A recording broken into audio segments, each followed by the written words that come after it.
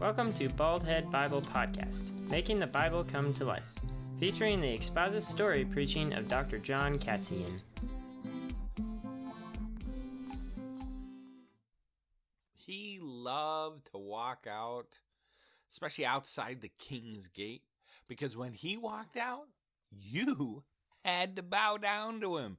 And he would love to see men and women bow down to him. The king, King Xerxes, required people to bow down to him. And I can imagine him standing there in the middle of the King's Gate, just coming out, and everybody's like, oh, it's Haman. We must bow down to him. And oh, look, that guy's bowing down there. Oh, look, that guy's bowing down there. Look, that guy's bowing down there. Oh, look at that. That guy is not bowing down to me. Why is he not bowing down to me? It's that Mordecai, the Jew. The Jew Mordecai. I hate him. I hate him. And he kept this anger inside. He wasn't going to let it come out because he had a plan. He had a plan to get back at Mordecai for not bowing down to him. And not just Mordecai, all of the Jews. See, this was Haman. Haman was second in command to King Xerxes. Now, I want to stop here and just clarify. In the book of Esther, it talks about King Ahasuerus. It keeps referencing this king. Well, historically, they're using the Jewish name for King Xerxes. So historically, that king was King Xerxes I. And we know historically when these events took place. So instead of saying that very long, complicated name, I just put in King Xerxes. Well, King Xerxes, he couldn't run everything, right? So he had various chiefs and various people working for him. And his second in command was a guy named Haman, Haman, Haman. And this man, Haman, he was powerful. And man, he was rich. He had so much money, he didn't even know what to do with half of it. And again, this guy is powerful. I mean, he could kill Mordecai at the snap of his fingers. And so I wonder if people came up to Mordecai and said, hey, bow down. Why aren't you bowing down to Haman? Do you know what he could do to you? Do you know the sort of trouble you can get to if you don't bow down to him? Mordecai told them, you know what? I don't care. I will not bow down to him. I will not bow down to him because I am a Jew. Now, it's interesting. The Hebrew Bible doesn't really say, hey, you can't bow down to somebody. The Hebrew Bible talks about it there being, a sense of honor, show respect for those in authority where you're at. And the Bible is full of examples. The Old Testament's full of examples of Jews bowing down and showing submission to other kings and people in positions of authority. Now, the Old Testament does say you can't worship other gods. So I don't know what Mordecai is thinking here. Now, between chapters 2 to chapters 3 here in the book of Esther, there's probably a 3 to 4 year time frame. And so maybe Esther's growing in her position as queen. And so maybe Mordecai thinks, since I'm her uncle, I've got a little more power. I think I'll be okay here. But see, I think his reasons were completely different. I think as much as Haman hated Mordecai, I think Mordecai hated Haman. See, Mordecai, I think it shows there in the passage, hated Haman for what he stood for. Because it says there in the book of Esther that Haman was an Agagite, the son of Hammedatha.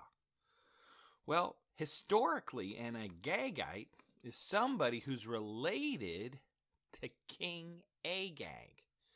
In 1 Samuel chapter 15, you find the story of King Agag. Mordecai hates Haman because he's an Amalekite and a descendant of King Agag. See, the Amalekites had attacked the Jewish people as they were leaving Egypt. In the Exodus, they were getting out of Egypt. And the Amalekites had attacked them at one of their weakest moments. And so God cursed them and said because of that sin, the Amalekites were to be destroyed. Now, Moses didn't complete the job, and Saul definitely did not destroy them. And in 1 Samuel 15, Samuel told him to kill King Agag, but Saul didn't. And so in the story in 1 Samuel 15, Samuel grabs his sword and hacks King Agag to pieces. Literally, doesn't just kill him, just whack, whack, whack, chops him up. Because he is trying to show Saul, hey, you have to obey God. God wanted us to kill this king. You have to follow through. You have to obey God. You have to wipe out the Amalekites. They never did totally wipe out the Amalekites. It seems like they slowly began to come back and become a thorn in the side of the Jewish people. And I think Mordecai found out that Haman was a descendant of King Agag, and that ultimately Haman was an Amalekite. Well, I think Haman, he hated Mordecai, and he especially hated the Jews. He hated Mordecai because he was a Jew. And he hated Mordecai also because it says in Esther that Mordecai was of the tribe of Benjamin. Now, in the Israeli nation, right, Israel is made up of 12 tribes, and one of the tribes is the tribe of Benjamin. Well, King Saul was a descendant of the tribe of Benjamin, and King Saul was the one who was supposed to kill Haman's forefather, King Agag. And then he found out that Mordecai's of the same tribe as Saul. Because of all that, Haman hates Mordecai. Mordecai hates him back. And so there's this long-standing animosity. Big word for this long-standing feud or anger or hatred between the Jewish people and the Amalekites. And now, 550 years later, from 1 Samuel 15, here Haman and Mordecai, they've remembered all this, and they hate each other. Now, maybe it was wrong for Mordecai to not bow. Maybe it was wrong for Mordecai to not forgive Haman of what his people had done to the Jews. Because it says in the story here that Mordecai will not bow down to Haman. He does not like Haman. But with Haman, he doesn't just dislike Mordecai. I think it takes on demonic proportions, Haman's hatred. Why do I say that? Because when he finds out who Mordecai was, it basically says there in Esther, he doesn't want to just kill Mordecai. Haman says, I want to kill all of the Jews. Why not just kill Mordecai for not bowing down? Well, why not just kill him? It makes no logical sense. Why you hate him for not bowing? Why do you hate his whole race? I think it goes back, like I said, to that long-standing animosity, but I also think it takes on demonic proportions. Haman wanted to basically commit something that is called genocide, okay? It's a big word, but genocide essentially means wiping out a whole race of people. He wanted to exterminate all the Jews in all of Persia, in all of the provinces. Sadly, history is full of that, where kings and rulers and people in power have tried to wipe out and exterminate the Jews. And I think, again, it takes on demonic proportions because the Jews are God's chosen people. They're special to Him. I think Satan knows that. Satan knows if I can exterminate the Jews, if I can stop the Messiah, I can stop Jesus, I can stop this thing called salvation. And here, in the person of Haman, he has his chance. So Haman, I hate Mordecai. In fact, you know what? I hate all the Jews. So he goes home and he starts to talk to his friends and his wife, and he gathers all his counselors around and basically asks, how can I kill all of the Jews? And I'm sure they sit around talking and debating, and what can we do? How can we wipe him out? What's the way that we can kill not just Mordecai, we can kill everybody? How do we do this? And they're debating about different ideas, and then one of them, hey, Haman, I've got an idea. Let's come up with a law that says that the people of the Persian kingdom, wherever they happen to be, if they live in Egypt, if they live in India, if they live in the Middle East, wherever it happens to be, wherever the Persian people are, how about this, Haman? They can rise up and kill all the Jews in their town, their city, or province. They can just kill them. And then you don't have to do it, right? You don't have to be in every province. They can just rise up and kill whatever Jew they want. Their next door neighbor is a Jew. They can kill him. Their neighbor 3 doors down, they can kill him. Yes, all right. Haman's like, I like this idea. Yes, this is a good idea.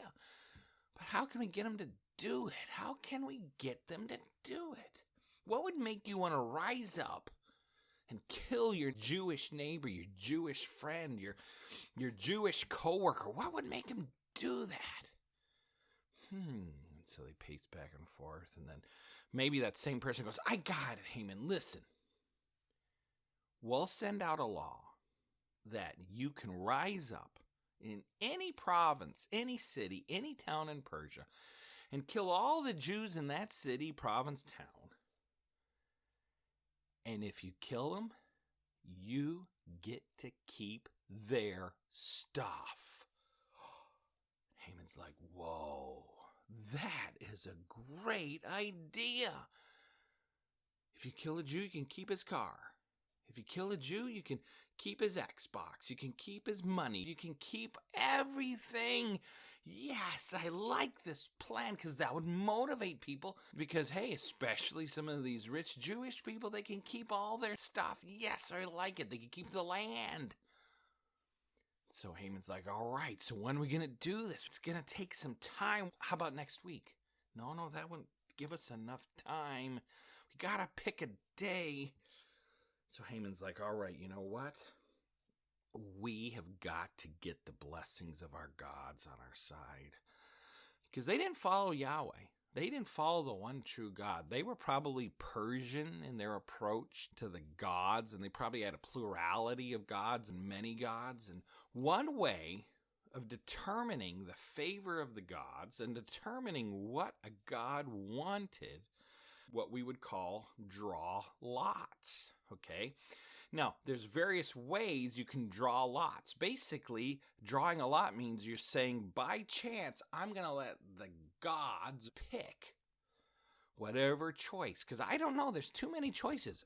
Here they want a specific day when this thing should happen. Maybe you want to know who you should marry. Maybe you want to know what job you should go. So back then, people would draw lots. Now, some people drew lots by taking little sticks and cutting them and having one long one, and then, or maybe they're all the same length except for one that was short, and you held them in your hand where you could only see the top and they're all level, and you pulled out the stick, and whoever drew the short stick, the lot fell on them. Some cultures would put colored stones in a bag, all of them being black, one of them being white, or all of them being white and one of them being black. And you would stick your hand in and you would pull out, and whoever pulled out the colored stone that was different from the rest, the lot fell on them. Well, the Persians, they cast lots, by doing something called rolling dice, okay? They had dice back then. They had many-sided dice, and maybe this was just your average 8-sided dice or 6-sided dice or 12-sided dice. Whatever it happens to be, they would roll dice. And the interesting thing is they called these dice Purim, Purim. Purim, or they'd shorten it and just call these dice pure, P-U-R. Again, it was a stone die that was rolled, and based on which side came up, you would know what to do. Sometimes have you seen those magic 8 balls where you shake it and the certain side comes up and it says, you certainly will not. You shake it again. The answer is yes. You shake it again. We're not certain. Well, it's sort of like that. They would roll this and maybe they had words or phrases on them that would tell them specific things to do. Or maybe they had a number and maybe that number correlated to something else. Well, to get the favor of the gods, to understand what his God wanted, Haman rolled the Purim. He rolled the pure. He rolled these dice. And it says in Esther that he kept on rolling, and he kept on rolling. And I can imagine he shakes his hand, he rolls it. Okay, I got to roll it again. He's trying to find a date. When will this horrible genocide take place? What will that date be? And he keeps rolling this dice, and then finally, there's the date. That's the date of this horrible genocide. His gods have decided the date was going to be March 7th, a year from now. Yes! I can imagine him rubbing his hands together. Yes! A year from now, on March 7th, we're going to send out a law that everybody who isn't a Jew can rise up in whatever city or town or province or state they're in, and they can kill all the Jews in that city or town and take all their stuff on March 7th, a year from now. Yes! Now, I think it's interesting, because remember I told you, God's not mentioned in this book, but God is everywhere in this book, working behind the scenes, helping his people, because remember, the Jews are God's chosen people. And do you think God had any say over the outcome of this dice? Do you think it was just sheer luck, sheer coincidence that this dice happened to end up on March 7th, a year from now? No. See, it talks about in Psalms, and it talks about in the Old Testament, and it talks about in the book of Deuteronomy how Yahweh is the King of all kings, the God of all gods. He is the ruler over everything. And I think the readers of this book, who are Jewish people, probably in exile, going through maybe some discouraging times, they're trying to rebuild Jerusalem and things aren't going well, and they would have been encouraged. Because God has control not just over the day-to-day events that they see. God has control over the supernatural, over the unseen realm. He controls other gods. They do his bidding. And God Almighty, Yahweh, picks that day. Haman doesn't give him the credit. Haman has no clue that Yahweh's working. He's celebrating his gods. But those gods, they're nothing compared to the true, mighty God named Yahweh who controls all things. So Haman, he goes into King Xerxes. And he knew Xerxes wasn't too smart, and, he basically could manipulate and get Xerxes to do what he wants. And so in walks Haman, and he says, "Hey, King X," probably on that sort of terms where, Haman could just give him a nickname. "Hey, King X, listen to me. I have got some good news and some bad news for you. What do you want to hear first?" So Xerxes, goes, "All right, give me the bad news." So Haman says, "Listen, here's the bad news, King. There is this race of people that are scattered throughout all your provinces. They're not Persians. They are not to be trusted. Did you know this race of people, they don't worship our gods. They worship one God. And not only that, they can't be trusted, and they're always constantly trying to subvert you. They're always trying to not obey your laws. These people are bad, and they're scattered throughout your whole territory, your whole kingdom, king. King Xerxes is like, whoa, man. That is bad. If they're constantly working against me, and they're constant, and they're people that can't be trusted. This isn't good, you know? Huh? What should we do? I mean, it says there in Esther chapter 3, verse 8, that Haman says these are people scattered abroad throughout all your provinces, and their laws are different. They don't keep the king's law. And he says it is not to the king's profit to tolerate them. This is bad news, King X. What are you going to do? Again, I think King Xerxes is dumb enough that he's like, whoa, man, this is something I should worry about, even though he's the mightiest king in the world, has got an army, can just crush anybody he wants. And how come these people haven't showed up before? I don't know, but King Xerxes doesn't catch on. He's like, you're right, what are we going to do? And so then here comes Haman. Hey, King X, here is the good news. We are going to pick a day. In fact, I've picked a day. It's going to be March 7th. Write that down. March 7th, says Xerxes. Okay, hey, that's coming up really fast. No. It's March 7th, a year from now. Oh, okay. March 7th, a year from now. Okay, I got that. Here's what's going to happen, King.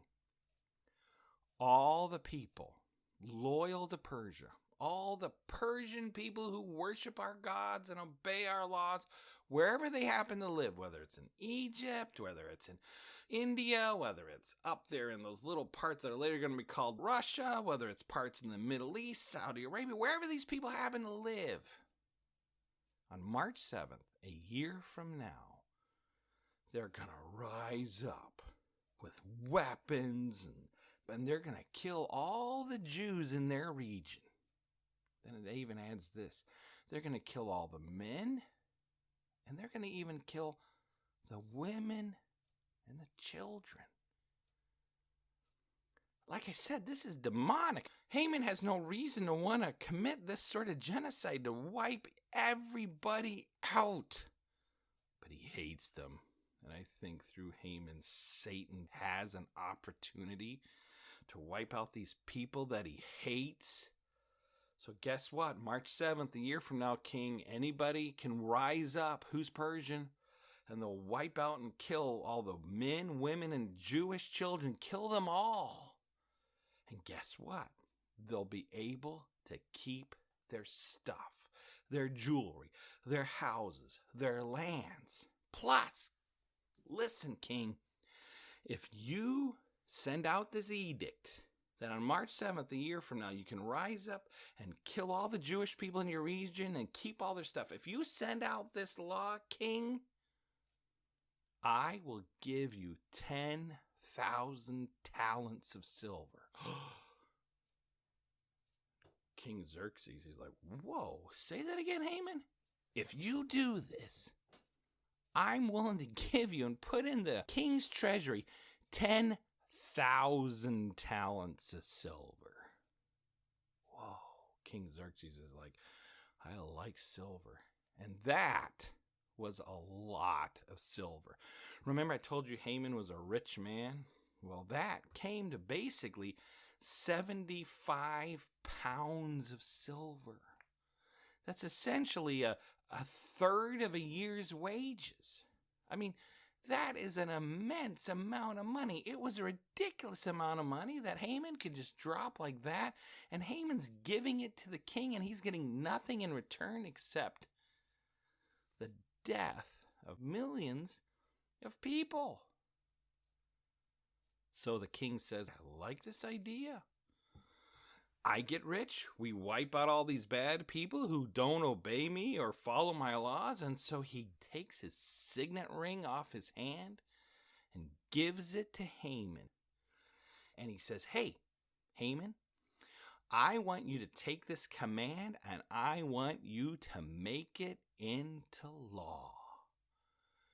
So Haman holds the signet ring in his hand, and he's like, oh, I'm so excited. I can imagine he puts it down on the table, and then he starts to write out this law that a year from now, on March 7th, the people of Persia were to kill and slaughter all of the Jewish people around them, and he signs it, and King Xerxes signs it, and then they pour a little bit of wax on this law, and Haman takes his signet ring, and he presses it into that wax. And it's done. It is now an official law of the Medes and the Persians. And it can never be broken. Now remember that. Once this became law, it could never be broken. And Haman's like, yes! We're going to kill Mordecai and we're going to kill all the Jews. So Haman and Xerxes, it says, they sit down and they start to drink. Because remember, I told you, right? Xerxes, he likes to drink a lot of alcohol. He likes to party and he likes to get drunk. And they were happy, yes! But it also says in Esther that outside the palace, it was chaos. The capital of Susa was, it says, in an uproar. People are running around. What am I supposed to do? The Jews didn't know what to do, and then their friends who aren't Jews are flabbergasted. See, this law, eventually, like that Pony Express thing I told you about earlier, somebody hopped on a horse, rode to a city, read the law, March 7th. This genocide will take place. You get to keep all their stuff. Rode to another law. Read out this horrible, disgusting law. And it's read in town square after town square. And it was read right away in the capital of Susa. And the Jewish people are in an uproar. A year from now, I'm going to be killed. And again, the other non-Jews are like, I can kill my neighbor and take his stuff. I don't want to do that. I love my neighbor, but I do like his stuff. And it's in an uproar. And people are arguing and fighting and scared and afraid. And Mordecai, when he gets his copy of the law, this new law, and he begins to read it. It says in chapter 3 that Mordecai goes into mourning and he tore his clothes, because when you mourned, what you would do is you would tear your clothes. You would wear this stuff called sackcloth, which is really itchy, made out of itchy material. So you were constantly scratching and itchy. It was horrible to wear. And then you would go to your friend's barbecue pit and you'd take out ashes and put it on your head. You'd go to some campfire and find that dark, nasty ashes, and you'd put it on your head. You'd put it on your shoulder. You would cover yourself in sackcloth and ashes, and he began to mourn, and he went up to the king's gate and basically wailed, right there for all to see. Because Mordecai wanted somebody in the palace to know what was going down. And that somebody in the palace, he wanted to know about this bad news because maybe she missed it, was Esther. And when Esther, it says, found out that Mordecai was screaming and wailing and basically mourning, she sent her servant Hattach to inquire of Mordecai what was wrong. Esther says, hey, give Mordecai these clothes so he doesn't have to just stay at the king's gate. He'll stop mourning. He can come in. We can talk about it. But here comes Hattach with the clothes, and Mordecai throws them away, and he refuses to wear them. Instead, I can imagine he grabs Hattach and says, listen, you tell Esther that she needs to go into the king and plead for her people. Give her the copy of this law so she can read it herself, and so she'll understand what's going to happen to her people. So Hattach runs back and gives the law to Esther, and there she reads about how On March 7th, a year from now, the Jewish people are going to be wiped out.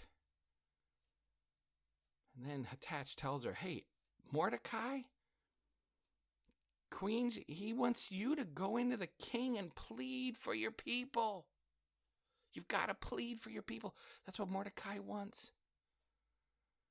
And Esther looks at the law and she thinks, but I can't.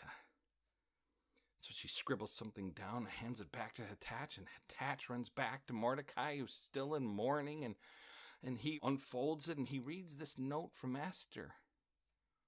The note essentially says, I have not seen the king for 30 days. Over a month. Then she adds, maybe I've lost favor in his sight. Maybe the king doesn't love me anymore. Maybe the king wants nothing to do with me. And then she adds, Mordecai, if I go into the presence of the king and he does not approve of me, I could be killed, Mordecai. If he's mad at me for whatever reason, King Xerxes could kill me on the spot if I go in there. And Mordecai reads this. He grabs a pen from somebody and he writes back a note and hands it to Hathach, who then runs it back to Esther, and then Esther reads. And Mordecai says this to Esther. These are famous words, you know? These are famous words that have been passed down from generation to generation. And it says there in Esther chapter 4, verse 13, that Mordecai tells Esther this. Don't think yourself that in the king's palace you'll escape any more than all the other Jews. For if you keep silent at this time, relief and deliverance will rise for the Jews from another place. But you and your father's house will perish. Then here's the big phrase. And who knows whether you have not come to the throne for such a time as this. And Esther steps back. She reads that. She thinks, maybe he's right. If I go into the king, I could be killed, but maybe God put me in this position as queen for such a time as this. For this very reason, to protect my people. Maybe God put me here. Well, what's Esther going to do? Will she go into the king and risk life and death? Or will she stay safe and just hope God protects his people some other way? What would you do? Well, if you come back next week, we'll find out what Esther chooses to do. But I just want to encourage you, whatever age or stage you happen to be at, I want you to walk away from this story thinking about this.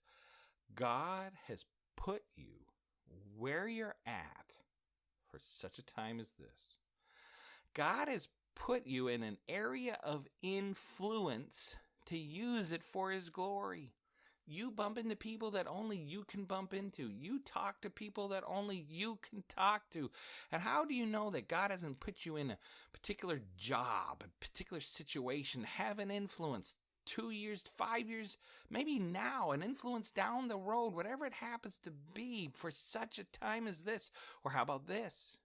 Maybe God has put you in that annoying, troublesome church for such a time as this because God wants you to move and have an impact in that area of influence. Or how about this?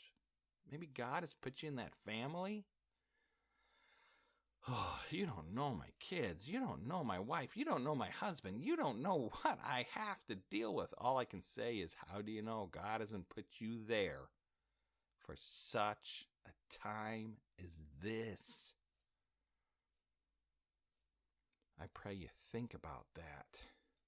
Think about how God can use me where I'm at for His glory. Maybe He's put me here for such a time as this.